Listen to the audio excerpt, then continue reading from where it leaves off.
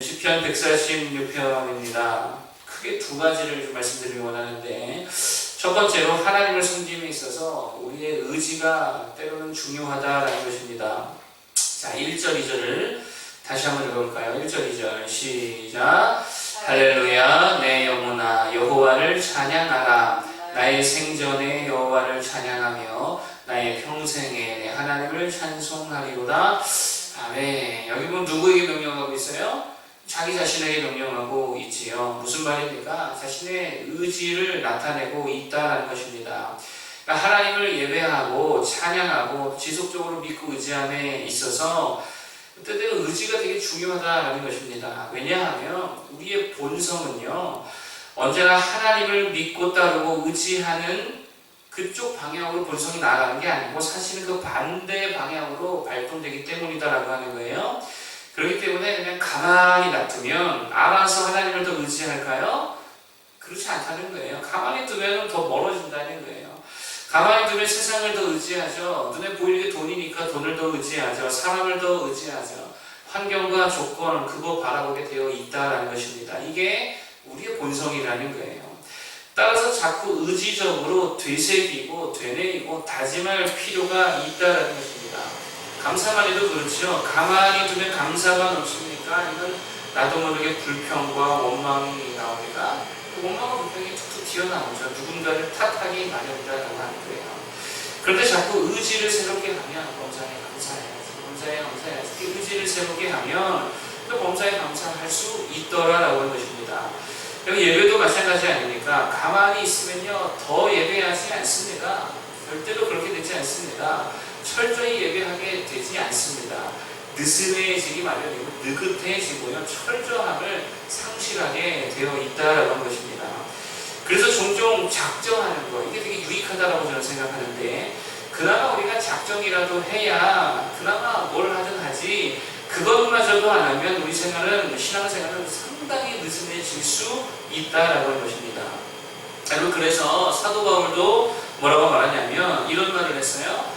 내가 내 몸을 쳐 복종하게 함은 내가 남에게 전파한 후에 자기가 도리어 버림이 될까 두려워함이로다. 내가 내 몸을 쳐 복종하게 함은, 여러분 이게 무슨 말입니까? 의지적으로 했다는 거죠. 스스로 의지적으로 자신을 쳐서 복종시키기까지 의지적인 결단을 했다라고 하는 것입니다. 그게 필요하다는 거예요. 그러지 않으면 내가 믿음에서 떠날지도 몰랐다, 이렇게 사도 바울도 직접 이야기하고 있더라라고 하는 것입니다.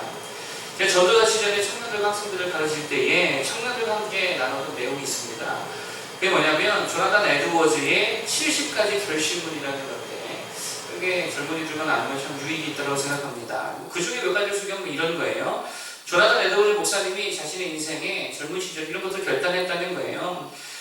매사에 나의 죽음과 죽고 난 뒤에 무슨 일이 일어날지에 대해서 늘 많이 생각하자, 이런 결심이 있고요. 또 만일 내가 교만이나 허영이나 이런 것들을 만족시키기 위해 어떤 것을 좋아하고 있다면 즉시로 그런 것들을 버리자, 이런 것도 있고요. 절대로 어떤 일을 고의적으로 태만하게 하지 말자. 또 성경을 아주 꾸준하게 지속적으로 연구하자. 70가지가 있는데 단연 으뜸인 결심은 첫 번째 결심인데요. 이런 거예요. 나의 전생애 동안에 하나님의 영광과 나 자신의 행복과 유익과 기쁨과 최상의 도움이 되는 것이면 무엇이든지 하자. 하나님의 영광을 위한 것이면 무엇이든지 하자. 이런 결심을 하고 살았다라고 하는 거예요. 그러니까 위대한 인물들에게는 위대한 결심이 있었다라고 하는 것이죠. 에스더도 아주 위대한 인물 아닙니까? 그게 위대한 결심이 있었잖아요. 죽으면 죽으리라, 위대한 결심이 있었죠. 다니엘도 위대한 작정이 있었죠. 하루 3번 예루살렘을 향해 기도하겠다. 여러분, 결심이 곧 믿음은 아니라 할지라도 믿음 생활에 있어서 굉장히 중요한 요소 중에 하나라는 것입니다. 그래서 말씀을 듣고 난 후에 적어도 우리가 한 가지 이상 정도는 결심하는 게 되게 중요하다라는 것이죠. 그럼 오늘도 말씀 끝나고 기도하면서 여러분 한 가지 이상 오늘 하루에 내가 결심하고 생각할 게 무엇인가 한번 생각해 보시면서 한번 결단해 보시기를 바랍니다. 그렇게 하루하루가 쌓이면요 거기서부터 엄청난 경건의 능력이 나타나게 될 줄로 믿습니다. 두 번째로 말씀드릴 것은 뭐냐? 하나님은 크게 보고 그 외의 것들은 다 작게 보라는 거예요.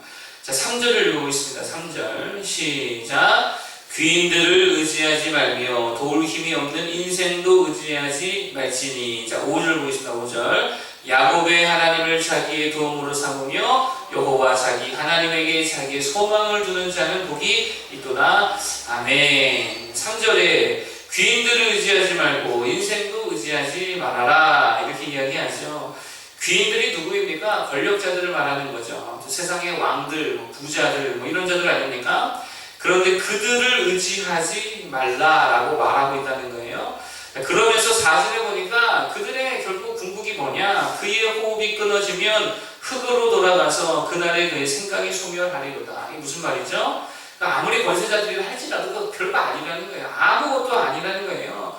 진토마도 못한 그냥 존재들이다라고 하는 것이죠. 그러니까 의지할 대상이 아니라는 거예요. 그러니까 다윗이 시편 기자라고 했을 때에 다윗은 하나님 빼고는 되게 작게 보고 있다라는 것입니다. 이게 그럼 다윗의 강점인데, 그게 뭐냐면 하나님만을 엄청나게 크게 보고 그 외의 모든 것들은 다 작게 보았다는 거예요. 그래서 다윗이 목동 시절에 사자와 곰도요, 얼마나 거대합니까? 사자와 곰. 동물원에서 큰 사자만 봐도 엄청나게 큰데 야생의 사자와 곰 얼마나 크겠어요? 얼마나 무섭습니까? 그것마저도 작게 봤다는 거 아니겠어요? 그래서 양이 잡혀가면 가서 다 때려 눕히고 어린 양을 구해왔다라는 것입니다. 그리고 왜 그러죠? 다윗이 실력이 있어서 그런 게 아니고 하나님을 크게 봤다는 거예요. 하나님 앞에 니까 이거 별것도 아니다.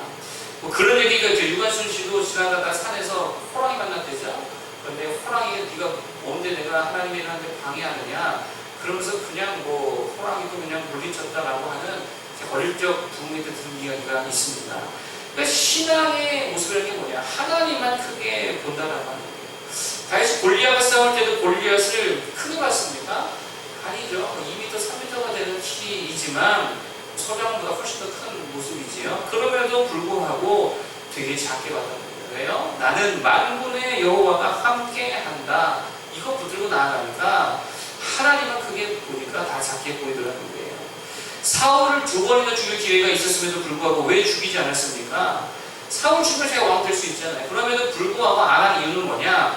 하나님이 하시면 다 된다라고 하는 거예요. 내가 안 해도 하나님이 하시면 주님의 뜻이 다 이루어진다. 하나님의 역사를 크게 봤다라고 하는 것이죠. 반면에 불신앙의 사람들의 특징이 뭡니까? 불신앙의 특징은요, 이겁니다. 사람을 크게 봅니다. 돈을 크게 보고요. 그 대표적인 예가 솔로몬이라고 할 수 있겠죠. 그래서 솔로몬의 특징이 뭐냐면 수많은 나라들과 정략 결혼했다는 거예요. 아니, 하나님이 이스라엘 나라 지켜주는 정략 결혼이 필요합니까? 그 세상적인 방법이잖아요. 그러니까 솔로몬은요, 지혜로운 사람이라는 것이 장점도 되지만 너무 생각이 많으니까 이런 일을 하더라라고 하는 것입니다. 그러니 결국 신앙은 다 무너지더라라고 하는 거예요. 그런데 다윗은 어떻죠? 정략 결혼 안 했습니다. 다윗은 정략 결혼 안 했습니다. 왜요? 하나님이 지켜주시기 때문에 필요 없다는 거예요. 이게 솔로몬과 다윗의 큰 차이였다라고 하는 거예요. 여러분, 이렇게 보면 정말 믿음으로 막 기억을 이루고 믿음으로 엄청난 일들을 감당하며 살아가는 사람들을 보게 되어집니다. 특징이 하나 있습니다. 딱 하나 공통점이 있는데 하나님을 되게 크게 보더라는 거예요. 그런 거 못 느끼십니까? 그들은요, 하나님을 진짜 크게 보는 거예요. 하나님이 나의 깁을 소유하시다. 이 주인공 스탠리 텐 이야기 벌써 몇 번 드렸죠. 회사 지분의 51% 주님께 다 드렸다라고 해요. 시작할 때부터 변호사 선임해가지고 법적 문서를 하나님께 드려버려라. 51% 드리는 법적 문서를 작성해라. 그러니까 변호사님이 어떻게 할 줄 모르죠. 하나님 보이시다는 걸 어떻게 해야 되느냐. 그래가지고 보이는 어떤 기독교 단체나 교회에게 그걸 다 지분을 줬다는 거 아니겠어요? 나중에는 회사 이름에 100% 다 드렸다고 그러죠. 이게 무슨 말입니까? 하나님을 엄청나게 크게 봤다는 거예요. 그러니까 하나님이 그를 크게 사용하시더라는 것입니다.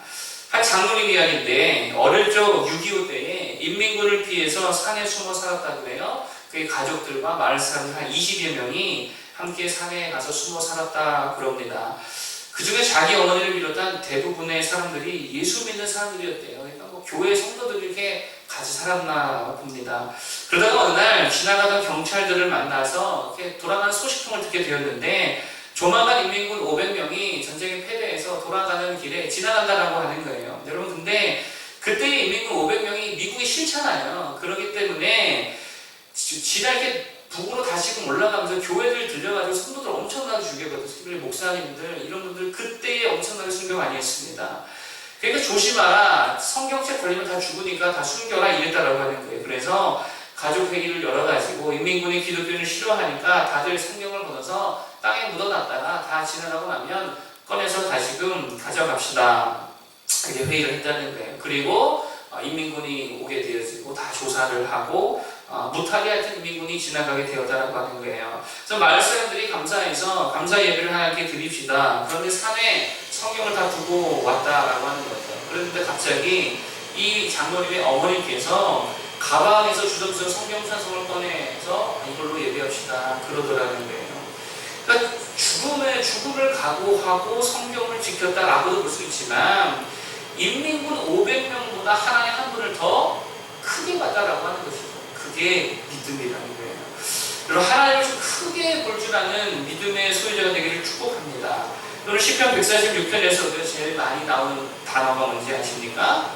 여호와께서라고 합니다. 여호와께서 무슨 말입니까? 여호와께서 일하신다는 거예요. 여호와께서 다 하신다는 거예요. 여호와께서 움직이시면 못할 일이 없다라고 하는 것입니다. 6절도 그러죠. 여호와께서 천지와 바다를 지으시고 7절도 여호와께서 자유를 주시고 8절도 여호와께서 맹인의 눈을 여시고 여호와께서 비굴한 자를 일으키시고 여호와께서 의인들을 사랑하시고 여호와께서 나그네를 보호하시고 여호와는 영원히 다스리시고 하나님 통치하신다. 그래서 하나님 여호와라고 말하고 있다는 거예요. 무슨 말입니까? 여호와 하나님 되게 크게 보고 있다. 아무리 낮은 자라 할지라도 하나님 일으키시면 다 일어날 수 있다. 이런 믿음의 접근을 하고 있다는 것입니다. 우리에게도 이런 믿음이 있기를 축복합니다. 여러분 진짜 먼지 같은 인생 그 의지하는 게 아니라 숫자에 불과한 돈 그거 의지하는 거 아니라 살아계신 하나님을 의지하고 그 하나님 크게 볼 줄 아는 자들 되게 축복합니다. 그리고 우리도 주 안에서 큰 인물들이 다 될 줄로 믿습니다. 오늘 두 가지 말씀드렸어요. 첫 번째로 의지와 결단이 때로는 되게 중요하다. 두 번째 누구를 크게 보자? 하나님만 크게 보자. 우리 함께 기도하겠습니다.